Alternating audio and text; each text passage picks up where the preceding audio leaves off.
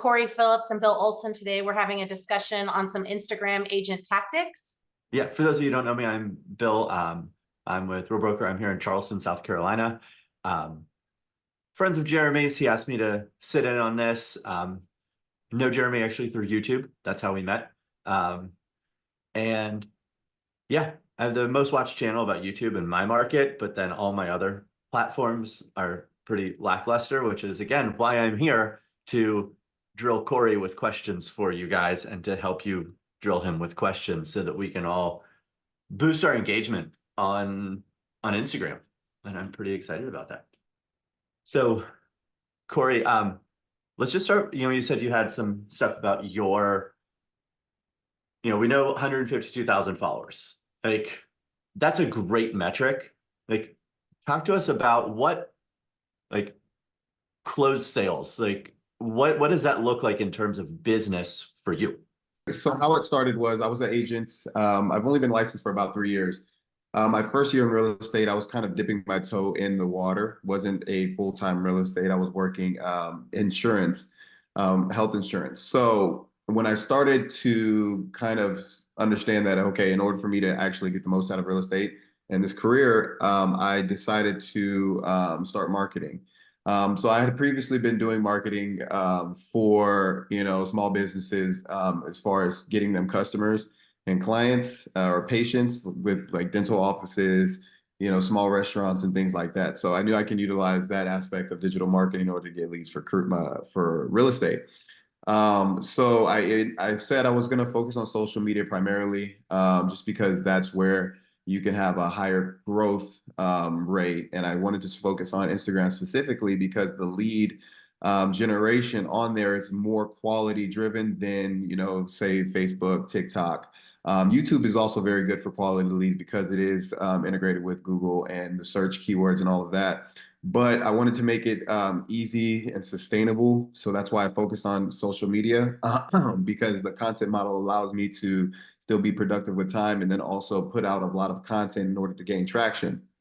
So I started with a, with the content model that'll kind of break down a little bit on Instagram. And then I was able to see results in about 90 days where I went from about 600 followers to 100,000 within that time frame.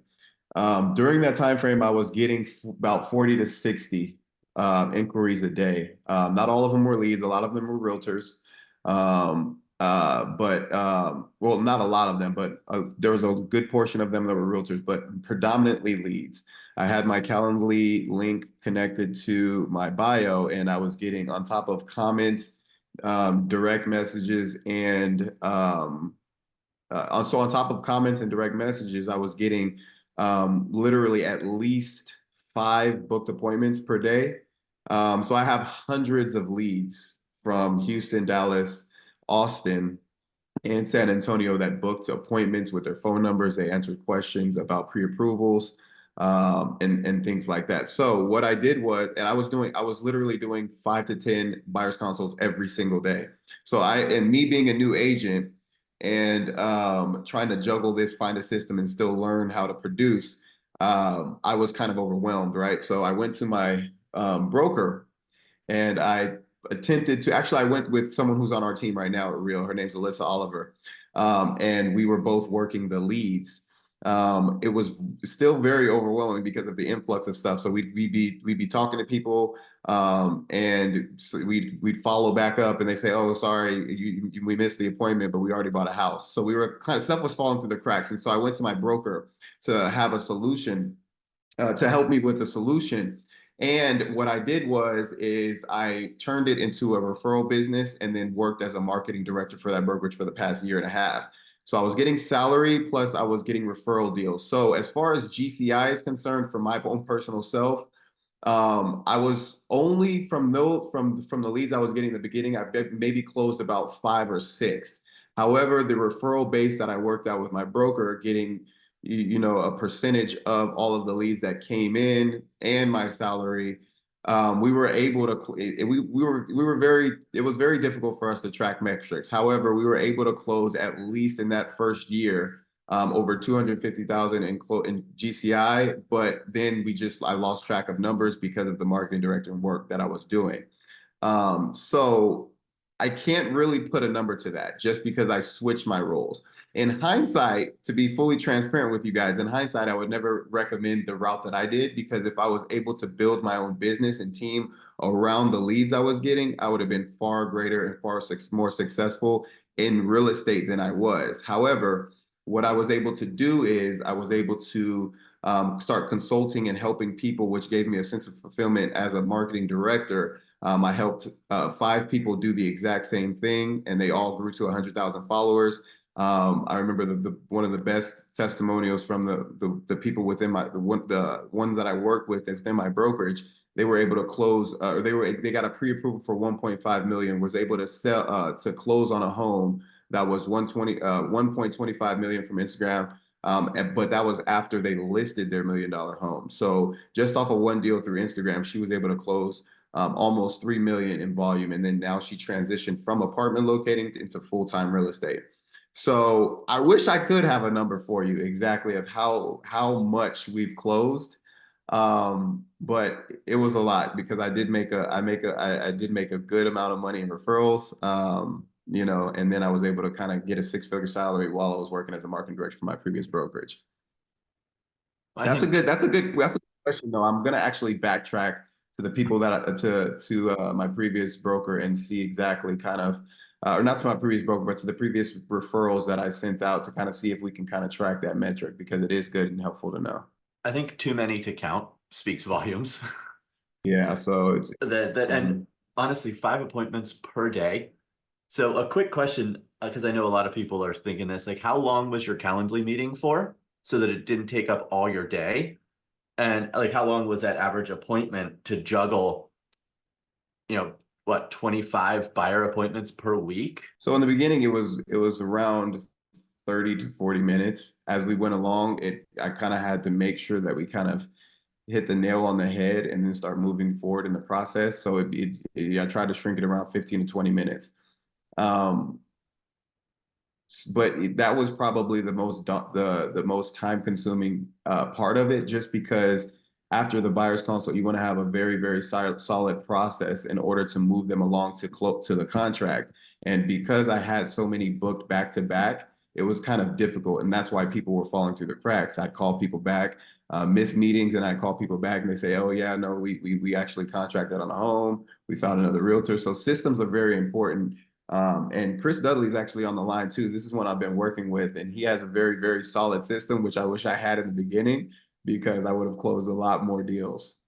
Let's get into like your content and what it is that's attracting this, because I know all of us on this call probably have an Instagram account. We all probably post on it, but we're not all getting 5 appointments a day, not even just 1 appointment per day from it. So talk to us about, like, what does that look like? And like, how did you get started, and like, what was actually bringing people in? There's a lot of different content models, a lot of different content that you can put out. What I did was I wanted to focus, because I was, as realtors, we're on a time constraint. So our time efficiency is very important. And so, the more time that you're using to develop and create content, the less time that you're giving towards lead generating activities. And so I wanted to make sure that I had a content model that was easy to create, and then also maximize the amount of content I can get from that whatever piece of content I was creating, to be able to last me while I continue to do lead generating activities. So what I did was I focused on home tours. Now, there's different schools of thought on why home tours, why people want to stray away from home tours. Home tours will always be evergreen. It's just, you can also be more creative in how you post and create home tours. Home tours in general, the reason why they do so well, and the reason why we see them all the time, first and foremost, the reason why we see them all the time is because we follow a lot of realtors. But in general, just the average person who is a active user on there, chances are they're not seeing a mass or a great quantity of home tours, right? So that's the first thing. But also, everyone inherently wants a home. It's one of the only products where everybody, like literally 99% of the entire population desires that product. So even if they already have a home, they want a new home, they may want to upgrade. Even if they have a dream home, they're looking to expand their investment portfolio and get rental properties or look at the best deals. They're still in tune with the market. And so this is why home tours do very well, because it's just something that everybody wants and that they like to see.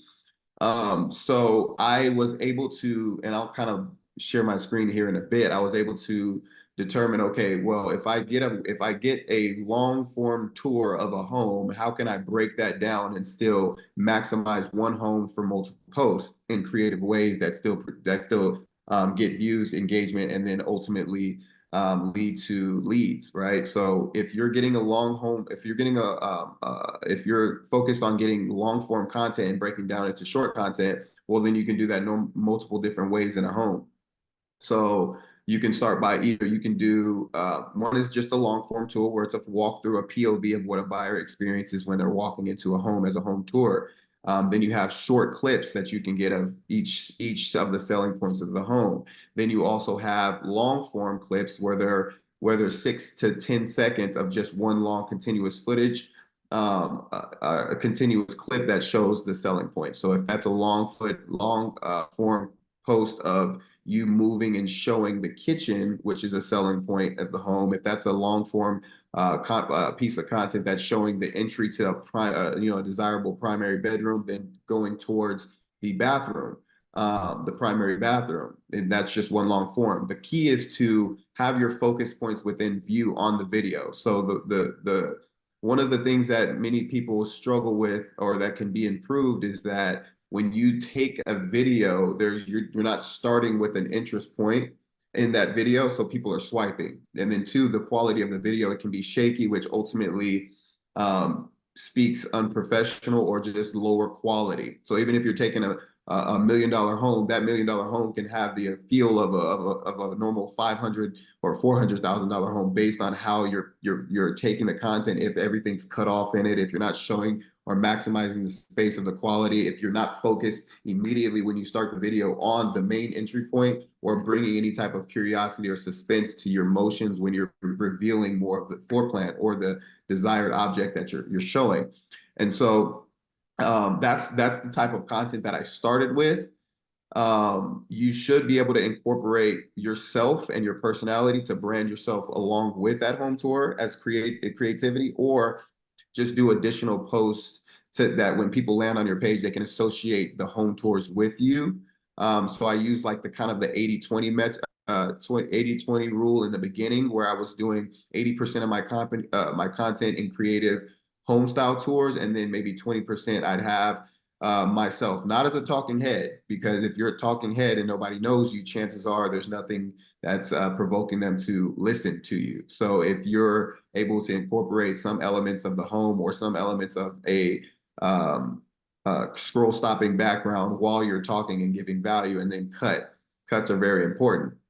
So that's what I was able to use. And of course, on-screen caption is key. You always have captions on your posts, always should be either provoking some type of emotion, whether that's to educate, whether that's to entertain, whether that's to inspire. They should all have captions that are driven towards that, those emotions. Cory, is that CapCut that you're using, or any other tools? I think we have some folks in the chat asking about that. I only use 3 things, and it's either CapCut or Instagram for the videos, just because we want to maximize our time. We don't need to throw it into Adobe Premiere or anything like that. Just the regular phone app, just to max. And I only use my phone to record. I have expensive camera equipment, but at the end of the day, we're realtors, and we want to allocate our time to lead generation or follow up, or our sphere of influence and things like that. So I only use CapCut and Instagram to edit the videos or put on-screen captions. And then I use Snapseed for photos, which still do very well as far as carousel posts go. And also, what is the average sale price in your market? So San Antonio, the average sales price is around $350, I believe. That's the median price. Now, that's a good question also, which I'll bridge to the type of content or the type of homes I was posting. And this is why I want to break down both sides of the lead flow and views. So we have the organic growth, and then we have the paid advertising that also leads to leads. Now, what I focused on was more homes that were visually appealing, right? So they were homes ranging from from the 600s and up, right? Just because they had more elements of wow factor and more elements of virality, right? So most home tours you see and most pages that have hundreds of thousands of followers or hundreds of thousands and millions of views are those visually appealing home tours. So what I would tell anybody that I work with is not necessarily that all you want to do is that, but you have to have a ratio of certain homes that are visually appealing in order to increase or accelerate, in some capacity, the amount of virality, like the viral capability of your content. So let's say you're like, okay, I want to focus on median price homes because that's my market. Okay, well then we would still, what I would suggest is that you still incorporate a portion or percentage of visually appealing homes while still maintaining your audience of median price homes, because these visually appealing homes or these higher priced homes can still feed the growth of all of the other things that you do. But what a lot of people do is they don't focus on the content that people like to see and engage with on the platform. And so they stay in this bracket of just doing what they believe they want to get the result for. But at the end of the day, and this is what I tell people, you have to do what you have to do before you can do what you want to do. So you have to feed into algorithms and people's um, um, and you have to feed into what people want or people desire in order for you to kind of be able to bridge the gap between what you want to do and what they want to see. So once you start getting the growth and you start getting, you start reaching different barriers of reach, because it starts off within, I believe, like 500 to 2,500 views people are averaging, and then they get to, okay, past 2,500, then you get to that 25 to 5,000, and then you pass that and you start going teetering on the brink of 5,000 to 9,000. And then once you hit that 10,000 mark consistently, as far as average views are concerned, you have more of the capability to start reaching, the 10, the 20s, the 30s, the hundreds, and then it just begins like wildfire there. So certain content with visually appealing, so visually appealing content will feed the growth of all of your other things. So you want to implement them, at a certain amount before you start targeting the actual price that you want. And so that's what I focused on. I know we want to get into like seeing the content and all of that, but before we do that, I have a question that's probably on everyone's mind. So you've got this content, you're getting these views. What is your call to action? How do you get people to reach out other than just making the videos that get a ton of views? In the beginning, the only call to action I had was descriptions, right? So in the description, either send me more information, I have my phone number there, comment more info below. And so what I was doing is I was getting a lot of comments that would say, what's this community? Where's this located? What's the price? The whole purpose is to drive them to the DM and to get phone numbers. I also have my Calendly link in my bio. And so if I open up my Calendly link, I have hundreds of leads there that already implement their information. So the call to action would be your bio, but also you can use ManyChat to have that immediate call to action to say, comment more info below, and then it'll automatically send them your Calendly link or whatever landing page that you choose to for them to reach out to you on. The only thing is in my experience, when I was getting all of the influx of leads, is that if you're not necessarily engaging with them on more of a human level, then they tend to ghost.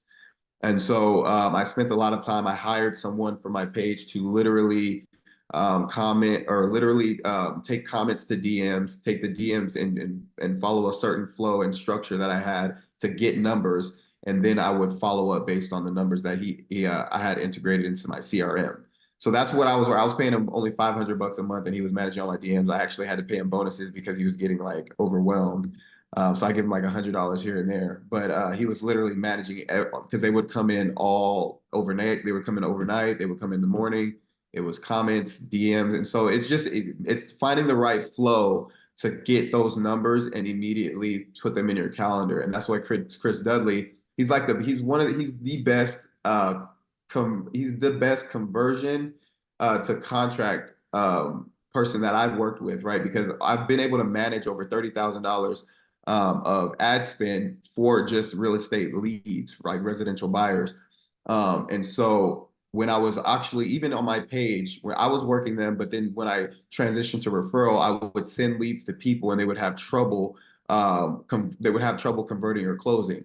I would actually, and when I was able to help 5 people get to that $100,000 mark, they were getting leads too, but they would constantly be coming back to me saying, "Hey, well, they're not giving me the numbers." And I look at their lead flow, and it's just like, okay, well, you're basically trying to, you're moving too fast. You know what I mean? You're trying to propose on the first date, basically. And so there's a good flow, and that Chris has literally nailed to make sure that he's getting these numbers and then literally converting them very quickly. So literally, Chris, and this is Chris Dudley, who doesn't have 100,000 followers, and he utilizes the paid aspect of what I'm talking about. But with his most recent ad, I think he spent around $150, and he got 59 leads at a cost per message of $2.40. Chris, I wanted him to come on and talk a little bit about just the lead flow aspect, because we're talking about the organic side, which is I'm telling you, but he's also utilizing the methods, and so I'm working with him, and his page is only median price homes, right? So we just talked about the visual appealing content that boosts organic growth, and I was able to get a large influx, hundreds and hundreds and hundreds of leads. I can't count them based on organic flow, but he's still able to get, he's on the brink of getting hundreds. I believe he might have gotten hundreds of messages already. And I know he got hundreds of messages, but he contracted 14 deals in 1 month. And he literally said he has 22 buyers consults in just a week of boosting this ad. And he had to pause stuff because he has to focus on going to level 2. I'm sorry, I didn't mean to tell everything you're probably going to say, but I just want to talk a little bit about what Chris is doing on just median price homes and following that's not even reaching 10K. One thing that's pretty cool is that and I appreciate that, Cory. So everything that he's saying is absolutely true. And when him and I connected, it was a really cool like yin and yang situation where I was coming to him and I was seeing all these leads that he was generating, and I was like, dude, I can convert dang near everybody that I come across. I just have trouble. I'm not a good marketer. I've been in sales for 25 years, so I'm a good conversion. I can convert really well, but I didn't have the marketing acumen that Cory does. And Cory was like, "Oh my gosh, my issue is the exact opposite, where I'm really, really great at lead generating. I'm great at marketing, but I have trouble on the conversion side, or at least the agents that he'll kick the leads out to have trouble on the conversion side." So when we kind of paired up, it was like this like match made in heaven, which is really awesome. And to his point, yeah, in January, so like literally last month, I was able to contract on 14 homes, which was $179,000 in GCI in 1 month. And so just to put that in perspective, like that, I mean, it was like, to me, it also was like, oh my gosh, I should have been doing this so long ago, with Cory's what he implements. But to his point, you can have leads all day long, but if you don't know how to help them through the funnel of your process, then it's just like you're running on a treadmill. You're going to get leads and leads and leads, and ultimately, especially as you are helping the algorithm as far as like feeding you stuff through the paid ads. I mean, I think we all can understand that, yes, organic growth will come, but you'll get there a lot faster if you give it a little bit of jet fuel with your capital through Facebook and Instagram. I mean, that's just how it works. And so, so I do that. I don't even spend that much. Like I personally spend about $25 a day, like per ad, and I'm usually running 2 ads a day. So $50 a day total. $1,500 a month is my absolute cap. And even with that, I was going to say it, like I said, I recently had to kind of pause it. So yeah, I was going to say, so as far as my processes go, I know this Zoom is specifically designed for the social media side, so I won't go too deep into it. I'm more than happy to share though. In fact, I was going to say just super quick, just so you guys can see what I'm talking about. And then I'll turn it back over to Cory. If everybody could, on their phones, go to my Instagram. My Instagram is Chris Dudley Realty. It's Chris Dudley Realty. and then pull up my story, you'll see what my schedule looks like today. And I have a very, very specific script that I use for every single person to go from I'm interested, what builder is this, where's this located, to the phone number. And then from the phone number, I have a very airtight follow-up process, which is a very specific message that I created, or a series of messages, which is I then implement 2 days, 2 days, 3 days, 3 days. And to be honest with you, and this is something, so Cory and I did a presentation in Austin together just the other day. And one of the things that I told him is I said, look, and this takes a lot of grit and it takes a lot of patience, but I mean, with the kind of money that is possible in this business, I mean, my gosh, like we make more than doctors make, we make more than lawyers make, like, potentially. And it's unbelievable. So to me, it's worth every minute that I pour into this.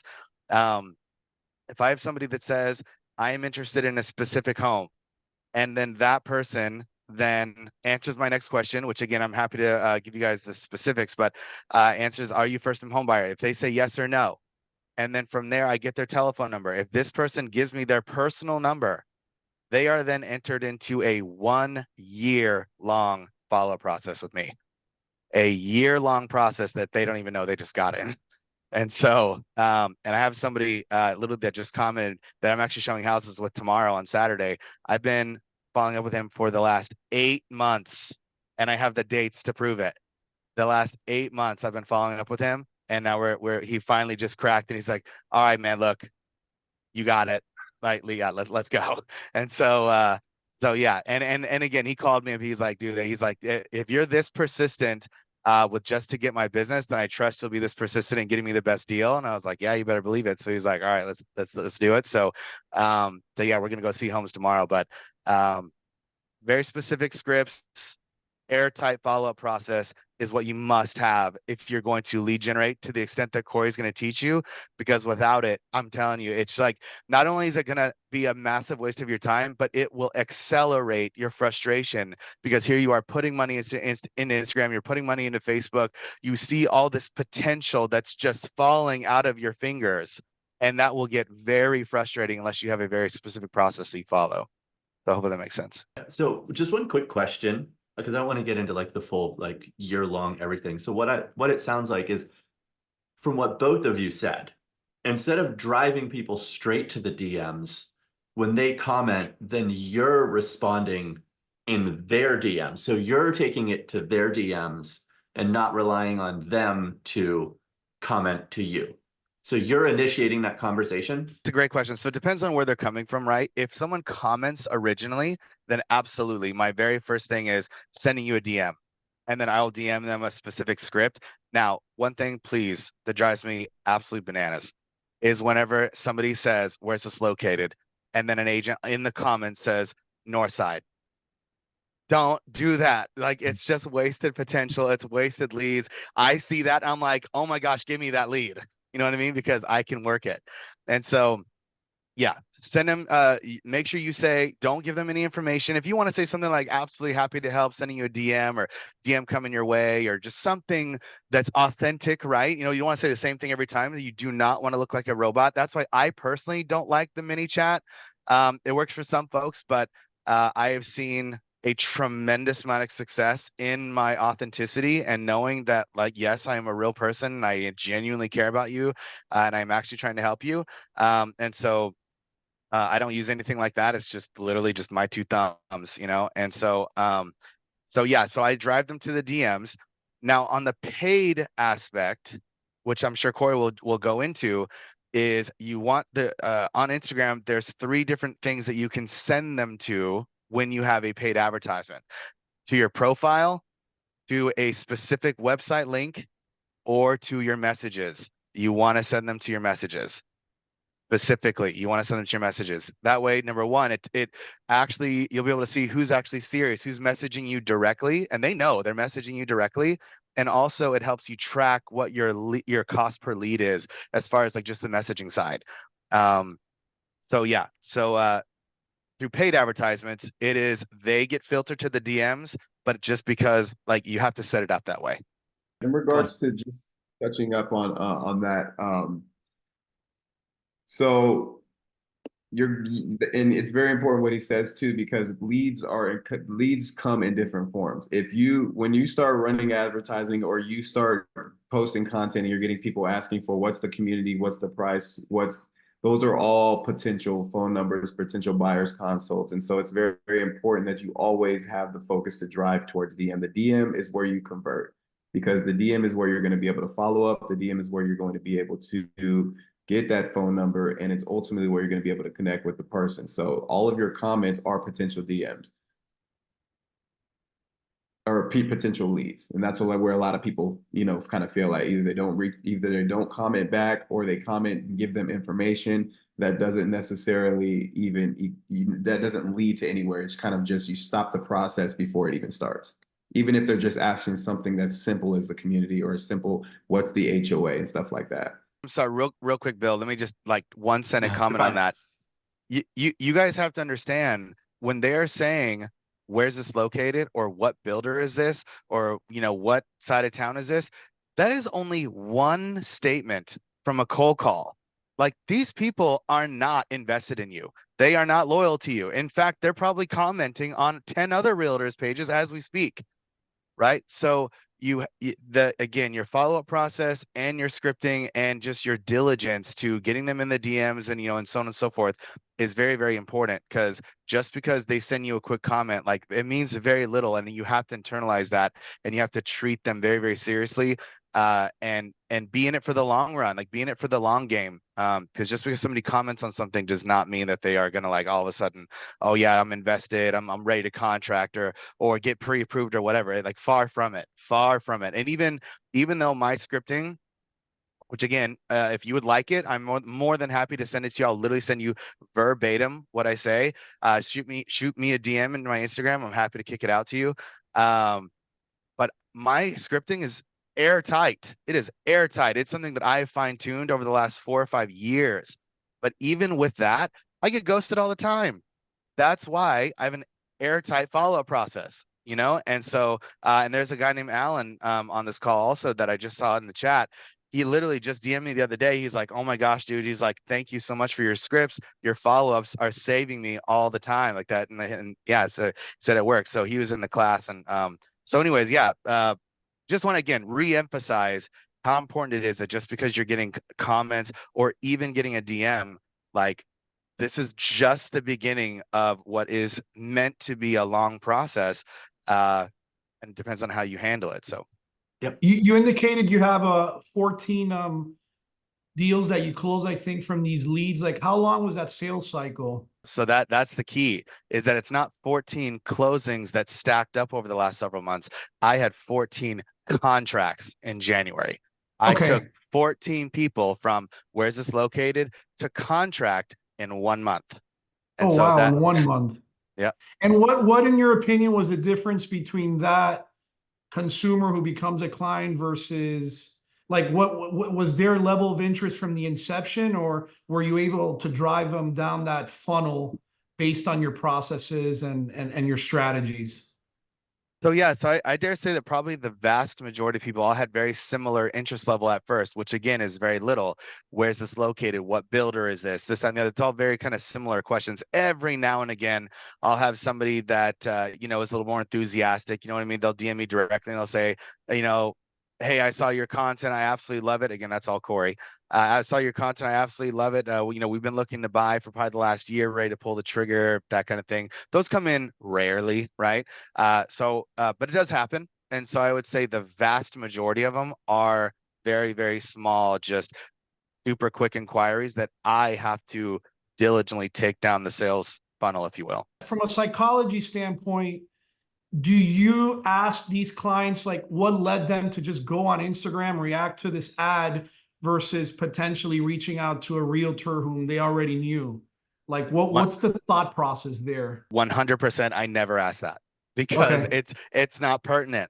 All I care Okay. about is, like, hey, thank you so much for reaching out. There's only one reason that you reached out to me. I am not that good looking. So the only reason you reached out to me is because I'm a real estate agent and you're interested in something that I advertise, which is a house. That's all I care about. And then so I don't care about anything else. And I lead them down that funnel.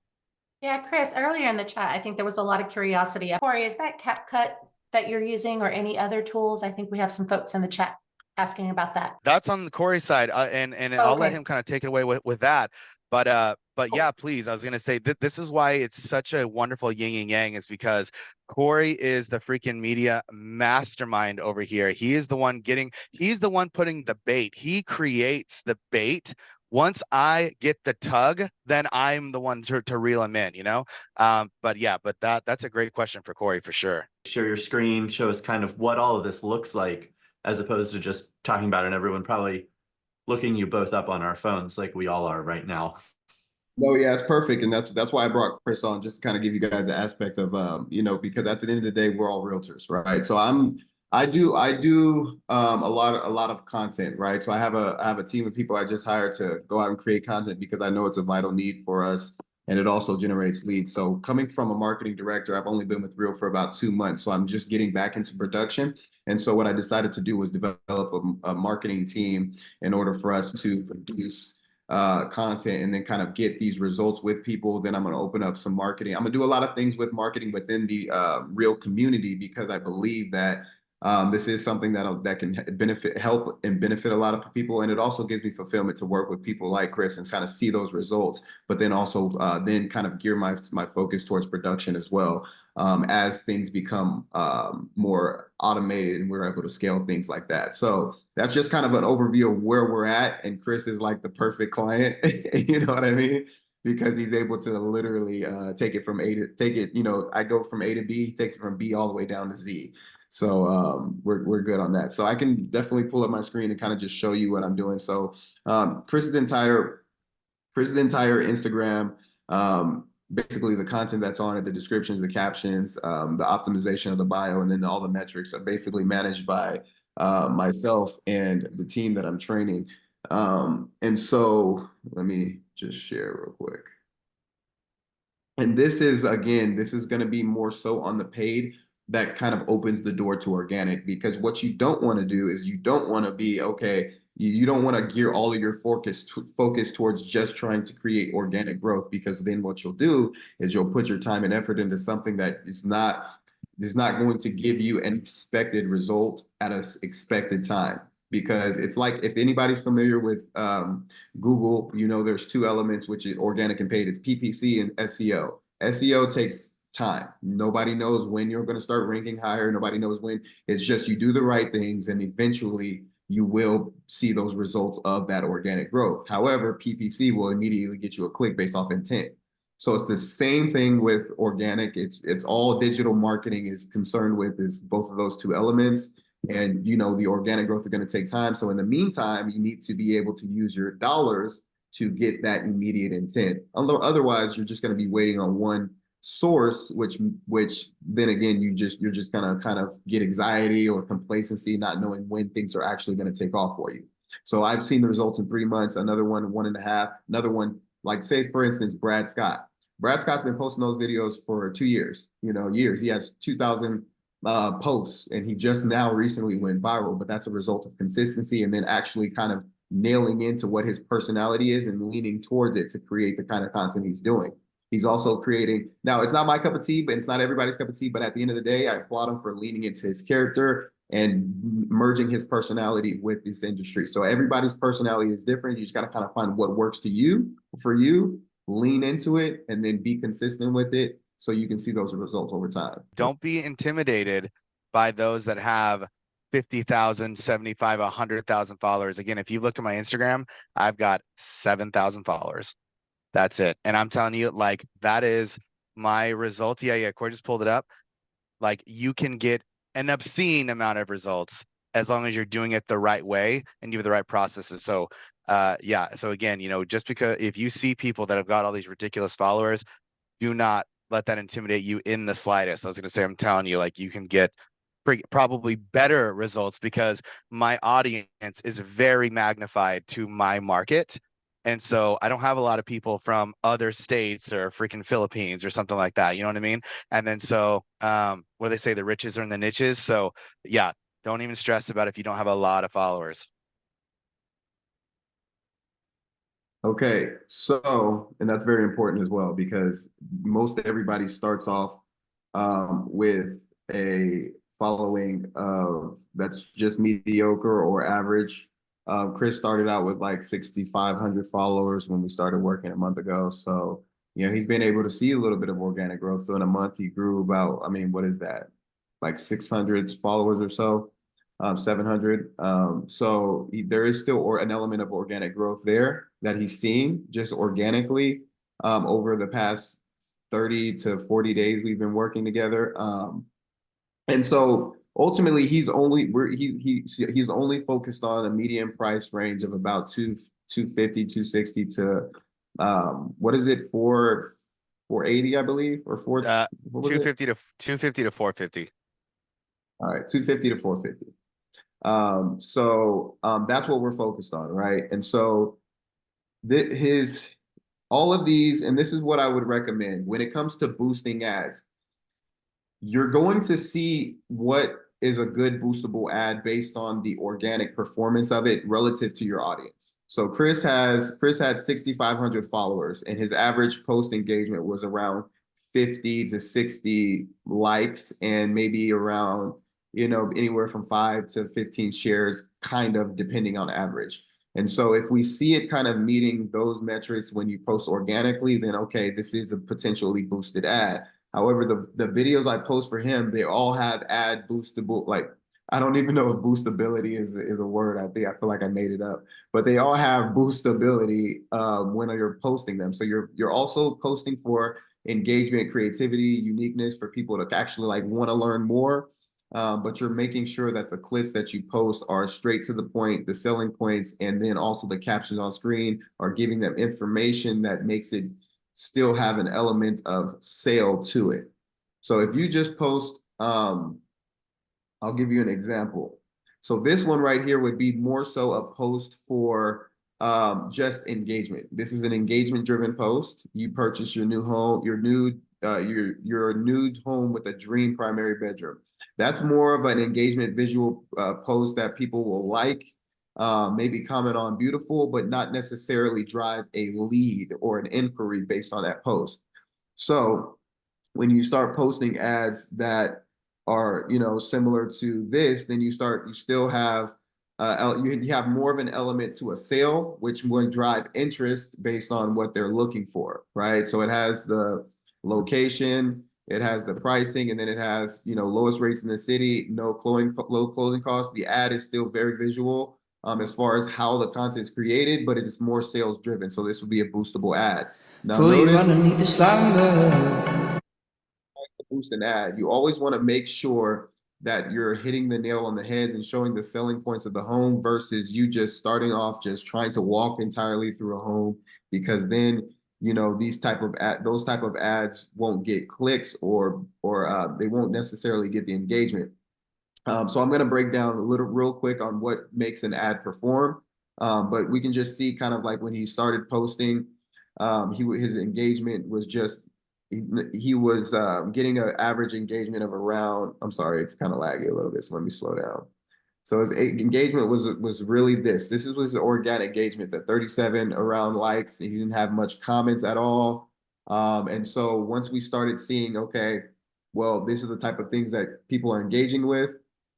And we started trying to boost different posts for certain periods of time to see how they perform, and then gearing content around the performance of that ad. So with your captions, this is one of a lot of home space without breaking the bank. It gives them a small hook towards what you're actually selling. So captions are very key. Now, his highest performing ad before his highest performing ad, because all of these generated leads, he boosted. I instructed him to start boosting certain ads at a minimum of $20. You never want to start lower than $20, in my opinion, because ads are seen based off an auction basis. So just a rule of thumb, if you have, if there's billions of people spending ad dollars, or there's millions of people spending ad dollars on the platform. Social media is free. So they want you to stay on the platform in order for you to watch the ads. That's how they get paid. So if there's multiple people in your city advertising to San Antonio, it's an auction based on how much you're boosting your ad per day. So if you're boosting $10 a day and someone's boosting $11 or $12 a day, your ad will still get shown, but their ad will be shown before yours. So chances are, if you're boosting at a lower amount, they've seen three to four ads that are similar to yours, the same housing special requirement criteria, and then they probably already messaged them, but then they're still going to see your ad and you're spending money, but you're last in the line, essentially, or whatever rank that you are before someone that's spending more on you. So I'm not saying you need to spend hundreds of dollars per day. I'm just giving you that understanding of it's an auction based, it's auction ads are auction based. So your budget will depend upon how frequently your ad is seen, but also whose ad is seen first in the location that you're advertising in. All right. So with that being said, his first highest performing ad, and all of these produce results, but his first highest performing ad was this one right here. And I want to tell you, you want to kind of think about why. Okay, so this, of course, is visually. You have the the home coming in at a visually. Hold on, I'm sorry. Let me try and pause it. Okay. All right. So if you see, sometimes having the text a little bit more harder to see can cause them to stay longer to read it. So that helps watch time a little bit as well. Just because they kind of have to focus on what it sees, is what it's seeing. And because the clips are changing so fast, you'll see it on maybe the next clip. So they'll wait to just kind of finish to read it. That's one. Two, the clips are visual in general. And so they're going to stay to watch how the video flows because it's good quality videos. Now we have 2.99% starting rate. So advertising incentives are always great, especially when it's comparable to a 6.5 or 6.6, whatever the current markets rates are. In most cases, I wouldn't necessarily put the exact side of town just because I want to provoke inquiries and not detour people who are looking on, say, let's say Northwest or far north or something like that. So I would just have San Antonio. But for this particular one, because far west has a lot of new build communities now, and a lot of people are actually looking in that area, and they have great deals as well. That's kind of why I put far west on this one. The pricing for the type of house you're seeing, is automatically in itself one that would produce more engagement. You're seeing a 2-bedroom house with brick in the front, a nice exterior. Yes, it has one car garage, but the exterior and the size of the home from the looks of it, coupled with 267,000, automatically drives like, wait, what? Where's that at? So as realtors, we know what would be appealing based on what people's market needs or what what people desire. This is the one he got 14 contracts on. And of course, you see all all closing costs covered as well. This was the 14 contract ad that he got. So this one was at an average of around $5. I think it was like $4.80 or something like that per message. Now you have to understand that cost per message and cost per lead is different. So your cost per message is, say he's getting it at $4.80 because he's the type of closer that he is and the converter that he is. He was probably able to produce a higher, maybe 30 to 40% number conversion. So your cost per message is the messages, and your cost per lead would be phone numbers derived from the messages.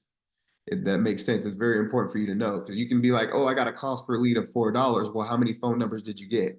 Okay, I only got, out of 50, I only got 25 numbers. Okay, well then your cost per lead is actually double that, which is $8, which is still amazing. The average cost per lead for a residential home can be anywhere from $12 to $30, depending on it. It's still well worth the ROI because one contract will literally cover your next ad spends. So, but that's just kind of a rule of thumb, and I want you guys to understand how to differentiate cost per message versus cost per lead.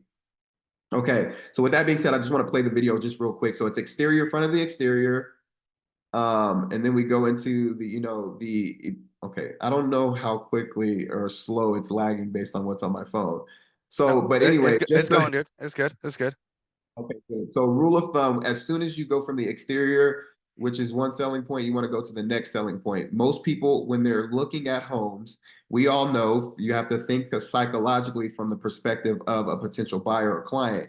They're looking for, okay, what's the quality of the home on the inside? Vinyl flooring, wood flooring, granite countertops. But one of the most important things immediately is square footage. So your next clips should be to maximize the square footage of the home, to show space. A lot of people get this wrong, and they're shooting their videos on their phone on 1X, and it cuts off a lot of space. So yeah, you may be showing granite countertops and the nice feature of the model, but they can't see the space. They're not going to click on it. It looks small, or they're not getting the kind of emotion-driven action that would make them, or the emotion-driven visual that would provoke them to making an action on it. So maximizing and showing the space and the floor plan is important in your next clips. So I usually show entrance, which is a POV of how you would enter your home. And then immediately I would show an open floor plan with all of the areas within that bottom floor plan in that one shot, which is the living room, dining area, and kitchen all in one, which opens up the room. And they're like, wow, that's a lot of space. So for 267, I'm getting that much space. Okay, that's good. Hit my first one. Then you're like, okay, what does the kitchen look like? So then I have the shot of the kitchen up close, which is another selling point of the home. And then we immediately go to and then I could have short clips of each. So you see, I open up the floor plan, and then I cut down and minimize or close up on each one. So exterior, entry, maximize the floor plan with all areas in it, then zoom into each floor, each selling point, the kitchen, then the living area. And then now I show that we're going upstairs, and immediately after upstairs, you want to show, of course, the game room, because that's always an added plus. So I'm getting a game room, all of this space, the quality of the kitchen for 267. Is that what you're telling me? And then, you show that you can show the backyard to just show them that, this is the amount of space they're getting in their backyard. So only elements I'll show in a good and a solid ad would be the exterior entry space, floor plan space, the game room if they have one, and primary bed, primary bath. That's all people are really interested in. That's all they need to provoke an action. Most people have too long of an ad where you're showing the secondary bedrooms, you're showing a lot of things that don't necessarily matter, half bathrooms, we're just trying to drive the point home. It also helps organic growth. Okay, so does anybody have questions on just that element of the ad and the kind of what I talked about before I just kind of go into some other elements? Because there's a lot to break. There's literally a lot to break down. Chris we talk all the time, and it's a constant. There's variables. There's a lot of things you need to know, what you try, what you won't work. So I literally can't go over everything. But I just want to make sure I'm touching Cory, on what you guys. I have a question. So this is a new build. You guys did the ad, and this is the property. When you guys say 14 contracts, it got 14 offers? No. No. So Yeah. let me say it. So no. So if you look at my page, the majority, I mean, probably 99% of, I can't see a single pre-owned, but all of these are new construction. They're new construction, they're new builds. They are builder communities, that homes that are being built that are not sold yet. So when we are advertising these homes that are not being sold yet, I was able to get 14 people under contract. What he said, that this is the one that got 14 contracts. This is the ad where I was able to generate 14 different buyers. I mean, there's a lot more leads I had to sift through to get that, obviously. I think I got 83 messages on that one. So out of 83 people, I was able to take 14 of them all the way to contract. I think honestly, to answer your question, of all 14 people, I cannot think of a single one that got that specific floor plan. Maybe one of them, maybe. Because again, I'm not saying, oh, you want this house. Like, it's okay, you want a house. You want a house. Do you want a 1-story or 2-story? Do you want a 3-bedroom or 4-bedroom? What's your price point? What's your area? Perfect. I've got several options through different builders, whether it be new build, pre-owned, whatever, to take them to. You basically just go into being a realtor, right? But again, this is just the bait to get them to me. That answers my, so basically it generated 14 leads, and you represented these buyers on the purchase of other homes. But this Correct. specific ad generated those leads. And how does the partnership look between you and Cory? Is there a fee structure? Like how could another agent take advantage of the same model that you guys have and leverage it? No, he promised that for every real agent, he just do it for free. So, Oh, right, wow. Cory? No, I'm Wait, kidding. wait, wait, wait, I'm wait, wait. I'm kidding. I'm kidding. All right, I'll that was let a good call, everybody. now. No, so Yes. So listen, when it comes to semantics, I'm gonna let Corey handle that. And if I may, this clearly works. But if you are interested, because the guy is a freaking genius at this, I really do invite you to DM him directly. DM him directly, have those conversations, because people are going to have different needs, and he's able to analyze those things. So DM him directly when it comes to possibly building something that would be specific to help you in your business. Thank you. I'm not trying to sell, I'm not trying to sell or advertise. I literally haven't advertised anything, but I do work with people. Chris is paying me a retainer. My team, we handle his social media, his lead generation. Um, but so I'm not looking to sell anything. I am working with a few other real agents, and I literally probably only have room for maybe one or two more at this stage that we're in. We're looking to scale to be able to add more agents on to produce these results for them. But just full transparency, I'm not here to sell anything. I this is what I was doing at my previous brokerage, and I was consulting and advising and helping people grow. So this is just something that actually the real community literally co-aligns with how I was at my previous brokerage, but then I still also get to do production. So it's just kind of a hand-in-hand thing. So I'm more than willing to offer value and insights, without any payment. Like I can help, but of course, as you know, our time is very, we want to be very time efficient, effective. But so at the end of the day, if you do want to reach out to me, no problem. Just kind of know that I have a very strict like schedule that I have to stick to and stuff like that. But I'm more than willing to help in any way that I can. Thank you. After going through that, we're looking at the ads and it looks like they're all faceless and voiceless. Is that correct? Like, now, when does that change to where the ones that do have Chris in them or that would have Cory in them? Like, do you Yes, do any like voiceovers or, with your face in it? How does that look? Corey, show him a couple of the other ones we've done, the value videos. Yeah, so this is something I don't actually do offer, but this is something that I would recommend you guys do. You want to have an element. I remember we talked about the 80-20 rule. A good portion, not even a good portion, but there should always be a breakup between you in the video, just so that they can associate, okay, this is a home, but who am I working with? You know what I mean? Because at the end of the day, the homes drive the leads, but you are the one that convert them. You're the one that establishes the connection. You're the one that has the relationship and ultimately sells them on the home, right? So there's always a good element to have. With Chris, I recommend in just anybody, I would recommend at least maybe one value video a week, and that value video can be just you in it. But it would either be one to educate, entertain, inspire, or motivate, something along those factors, just to get your face there. Those usually never really have the viral capability, so they're just branding. The only times they'll see viral capability within those is if you're doing something crazy or maybe talking in a matter that can move, turn some heads. They're just mostly for branding.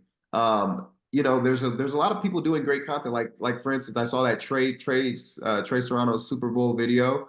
And the way that he does home tours is also a good way to kind of bridge the gap between yourself and the property tours. I just haven't really seen the viral aspect of those kind of things just go automatically viral, right? So the home tours are kind of just a good sweet spot to kind of give you that capability to immediately get leads, but then also depending upon what kind of visual you're shooting to give you that viral capability as well, because it's been proven time and time again. They'll never go out of style. So for instance, this is a value video that he shot. It's just him talking, and then he goes into a breakdown of what closing costs and down payment, just kind of plugging it into the app. So this is one of his value videos, which still be like, wow, this guy is knowledgeable. He's breaking down information. I didn't know how you can get that, and so that would be in essence a value video, right? And then there's a home tour along with it. Another element is that's kind of that social experiment And so in this one, he is interviewing random people. And so when you're doing videos, and even if you're doing home tours, the hook is one of the most important aspects of any video. So whether that hook is like his this most recent, this is the highest performing ad and the best performing ad and post that he has. So this one actually went semi-viral, and I say semi because um, it doesn't go to 100,000 views. But at the end of the day, all we want is to convert leads. Like we shouldn't be looking to necessarily grow our social media. We should be looking to scale our GCI, to scale our volume, right? Because we're realtors and this is a business at the end of the day. So we put that ahead of every other thing, because if we put that ahead, everything grows as well. And then you'll have more fulfillment in your career, a better quality of life, just because you're producing the bottom line driven results, revenue driven results. Social media and followers are fluff without all of that. So this one went to like around 25,000 views, maybe 600 likes, 250 shares, all organically. So he's been boosting ads, but he's been posting consistently in this manner, posting the deals, posting the, having himself relevant and just maintaining that consistency. And this is the one just recently, a few days ago, that had that capability. So he was able to get a large amount of leads organically. And so I told him, because he wanted to boost it immediately because, oh man, this one's taken off. People really like it. Let me just put some ad spin behind it. I said, no, this is why we do what we do in order to capitalize off of organic growth. So I said, bro, just fight the urge to boost the ad because you're going to be saving money with organic leads that come in. Also, you don't want to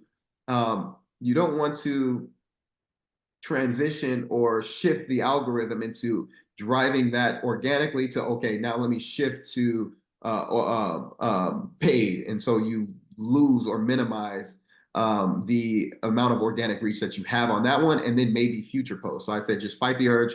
3 days, by 3 days. Okay, if in one day it got 7,000 views, let's seize day 2. If day 2 it gets another 7,000 views separate from that, then you know that it's still maintaining its same organic growth. So 7,000 views that day, 7,000 views that day, 7,000 views. Okay, just leave it for a while and then boost it maybe on the 3rd day minimum. I would have told him to keep it going a little longer, but Chris is so hungry and he wants to work leads. He just boosted it on the 3rd day, and it's his best performing ad. He has already over 1,300 likes. He has over 1,000 shares on it. So that means people sending it and sharing it, 156 comments on it. And he's getting these leads at $2.40 per. And this is the one he just had to shut off because he has too many leads. And he needs to establish structure. So he's not running any ads right now. So from 30 days before, he was running a bunch of ads, not getting these results. 30 days later, he has to pause the ads and shut down the entire system so he can figure out. He just hired an assistant, has them doing everything. And now he's looking at buyer's agents and stuff like that. So he's in a position where he's trying to hit level 2 before he turns back on level 1, which is amazing. That's a great problem to have. And so that video follows the same ad structure. The exterior, immediately showing the floor plan, kitchen, living room. Then you zoom in on the kitchen a little bit again. And then you go into the same aspects of it. So, do we have a couple questions that are the same here. Do you cross post to other platforms just to kind of see what happens on those, even if you're not spending much time? On Instagram with Chris, but I know Chris takes that content and repurposes it. And so that's something you can do. What I would say is this though, before I kind of go into what he does on the repurposing.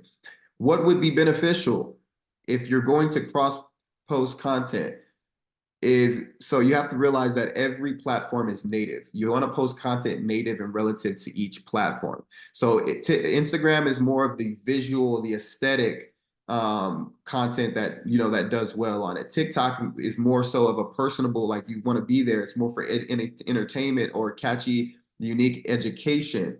And it's literally now it's geared towards a little bit longer form content. You can post videos that are almost 2 minutes or so and still get a lot of engagement. It's also very community driven within comments. So if you see comments, some posts have a higher likes and comments than they do the initial post itself. So it's more of a community driven engagement platform. And then of course, YouTube would be more long form and podcasting, talking head style. And so there's just everything is different. So if you would post something like this on TikTok, what I would recommend is doing a video like this for like this. So it's the same one, but just do it in the green screen to where you can actually add an element of yourself and you can talk over the same video that did well. And that would give you a little bit more native association with that content on a different platform. You see what I'm saying? So this video by itself was a video that I already posted. I just went into it and hit remix, right? You can see the remix at the top. I hit remix on a post, and then I switched to green screen and then talked over that same post and then reposted it. So that's a very good way. You can also repost the content that you created in that same manner on the same platform, and it still gives an element of difference. It still differentiates it from the initial post. Does that make sense? Yeah, perfect. Thank you. So we are probably over our time. So if there's any questions people have, I mean, Cory, thank you. Chris, thank you. Like, I took like 4 pages of notes on that. And I know Chris probably has like 75 DMs with to share his secrets. But does anyone else have any specific questions based on this? Or, what would, my question would be like, what's the first like tactical thing someone can take away from this and do today to get started? I'll tell you what I would suggest you guys do.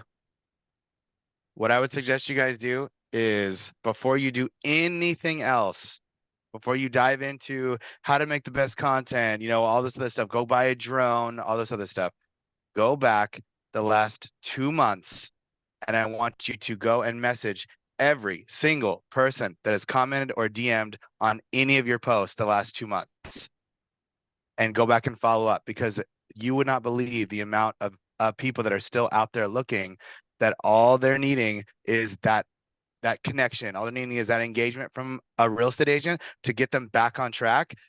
That is what I would say to do today, is go back the last 2 months and do that. My immediate implemented action, if you are going to go out and start getting content, start boosting ad, the immediate thing you should do is go to New Home Source, or if you already know all the builders, write down a list of the builders, start mapping out communities, learn the incentives for each one, see which ones, like Castle Rock's doing the 2-1 buy down, 2.9, or in San Antonio, I'm just saying, it's 2.99, 2-1 buy down, all closing costs covered. Find these amazing deals in the proper price range. Go out there, map them out, see which communities you're going to hit, allocate a specific time that doesn't take away from lead generating activities. Get out there and start doing the content in a very strict structure. You can be in and out of a house in 20 minutes just to produce an ad and still go about your day producing. So it doesn't take much time. Getting permission from like before you shoot, and then also giving credit to the listing agent or to the builder. I mean, do y'all do all that in advance as far as getting permission? Yeah, so on my page, when I was focused on the 600s and up, if I did a pre-owned, I would contact the agent, let them know, hey, this is what I intend to do. I can give you credit as a listing agent. I just put it in my description. Most builders in San Antonio, at least, they don't require that you tag them or anything like that. They require appointments. It's always good to call ahead if you want to do your due diligence, or just kind of let them know, give them a heads up. But it's not necessarily something that in our market is a requirement. So Good enough. it just kind of depends on your market. I think you guys would be surprised. I mean, I'd be sorry, real quick. I think you guys would be shocked. Again, I can't imagine that San Antonio is that different from a lot of other places. Like, I challenge you to go into a new build community, walk into the sales office, and just say, hey, I'm a real estate agent in the area, just coming to get some content. They'll probably say, cool, have fun, here's a key. Like, literally, like, it is so simple. You just got to go do it. Also, get on their mailing list. So I get, we're a third of our market is new construction. And I think every day I'm getting at least 2 emails from my new construction agent friends and partners of what their incentives are. And I just have those filters straight into a folder in my Gmail. So when I need one, I know exactly where they live and they're right there. So like if I'm doing something like this or for a YouTube video or any client, I can pull up the most recent email they sent and say, here's their most recent incentives that I got. And now you don't have to like chase those around every time you need them. Just ask to be on that mailing list and then filter them out of your inbox. I've done some of these videos before, and it drains me in terms of my energy level, the time consumption, and then the money spent. Am I missing something? Because I like Chris's videos where it shows like just the house; those are time savers. But the ones where like it's a once a week thing where it shows myself, then I have to go have a videographer come to film me, and then those take a long time. So I guess that kind of answers part of my question as far as saving time. Just only do the house itself and then run an ad on it. But as far as like finding somebody who can do it for you, and where even better, if I don't have to go there, that would save immense amount of time. How do you find a guy like that? I'm in the Atlanta market, by the way. I'll tell you this, and that's the issue I was running to at the beginning, and it's an issue that a lot of us have. Now, what I'll tell you is this: that you first and foremost, you don't always need a videographer to shoot you. Period. That's the first thing. So video, if I want to be in front of the camera and I need a videographer, you can leave the videographer and you don't need one. Now, two, I will also tell you this: if you don't have time to even shoot yourself, and I'll show you just how, if you I'll pull it up real quick. If you don't have time to shoot yourself, then what you would want to do is make sure if you want to get a videographer, if you want to do it yourself, make sure you have a solid intro video. So real quick, I know we're pressed on time, but I'll just show this real quick because I think it's important to your question. Real quick, let me share my screen one more time, and we'll wrap up here. So you want to have a solid intro video that hits the nail on the head to break the ice, maybe provide some slight education, show a little bit of your personality. Okay, well, so I'll show you Brad Scott. Brad Scott shoots this all by himself. Like, I know Brad, this is literally his personality. He's literally just like this in real life. It's funny, but he shoots all of his videos himself. So if you're going to go tour this house, Tripod. right, and you have a tripod, boom, real quick. And the reason why his videos are doing so well is because of what the outlandish stuff he says, but also because he cuts almost every second. So you're keeping the attention of the viewer. If you're ever going to shoot anything with yourself in it, make sure there's cuts, because people have short attention span. When it's one continuous flow of yourself, then that is what causes boredom and the swipe. But what I would say is this: if you have one solid intro video, keep it at the top. Right there, you see it pinned. So no matter who lands on your profile, they'll always associate your home tours with you, period, because they know who you are right at the top. So that literally will save you the psychological trouble or the complacency of saying, oh, well, I'm not doing my own video content. Well, you have a page full of home. That's still not a problem. If they need to know about you, as soon as they land on your page, they will know about you from that one intro video that is posted. Okay, I also have that I have that on my link in bio. If I click my bio and even if they do want to reach out to you, I have it in my link in bio. It's the first thing that they see before they schedule a consult, just to alleviate any barriers before they want to schedule a consult. They can watch the video there. I'm on a mission to help as many families achieve. Let me go ahead and schedule that consult. So just to help you with that. That was helpful. I just pinned a picture. I don't have a video intro yet, but at least I got a picture. So I just did that. Yeah, and if you want movement, just set the gimbal will track you. Just don't move too much because it looks robotic. But if you just move like from here to here, you'll get just that slight movement that could just be enough to not be a static shot. Mm-hmm. And you can always like zoom in and zoom out in the editor to kind of fake movement. Like fake a videographer enough, no one's gonna notice, but just that little movement it breaks up the scene a little bit. So even just to follow from left to right, 2 feet, that's really all you need. Good. Solid. And all gimbals will do that. Mm-hmm. Excellent. Well, Cory, Chris, thank you. I know what I'm doing today. I'm going to go jump in my DMs. I'm going to go slide into some people's DMs because that is where the magic happens.